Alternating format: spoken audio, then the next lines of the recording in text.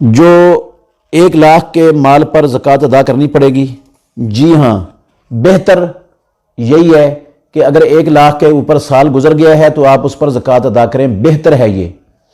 क्योंकि जो है ना, ये पैसे ये बजाते खुद कोई जिन्स नहीं है, ये सोने और चांदी की रसीदें हैं।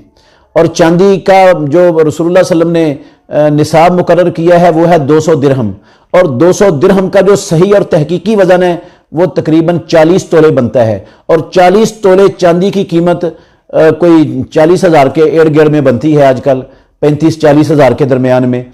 तो ये 35-40 हज़ार रुपया अगर किसी के पास साल भर पड़ा रहा हो तो उसको उस पर ज़कात देनी चाहिए। ये बेहतर है, अफजल है, औला है। क्यों? इसलिए नंबर 1, ज़कात देने से बंदे का माल कम नहीं होता, रसूलुल्लाह सल्लल्लाहु अलैहि वसल्लम ने भी फरमाया, अल्लाह ने भी फरमाया है। नंबर 2, ज़कात देने से माल बढ़ जाता है, ये कुरान मजीद में है। नंबर 3, ज़कात देने से बंदे का माल पाक हो जाता है, बंदा खुद गुनाहों से पाक हो जाता है।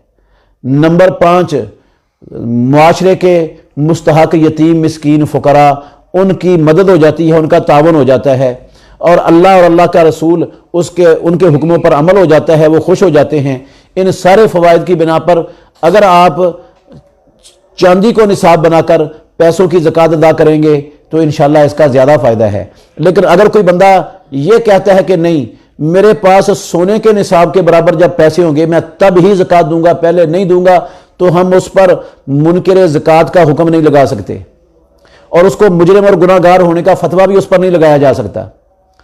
क्योंकि जिस तरह ये सोने की रसीदें हैं, चांदी की रसीदें हैं, उस तरह सोने की भी रसीदें हैं ये पैसे।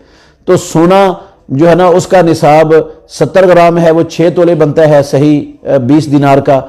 तो 6 तोले का आजकल तकरीबन कोई मेरा ख्याल बनेगा कोई 5.5 लाख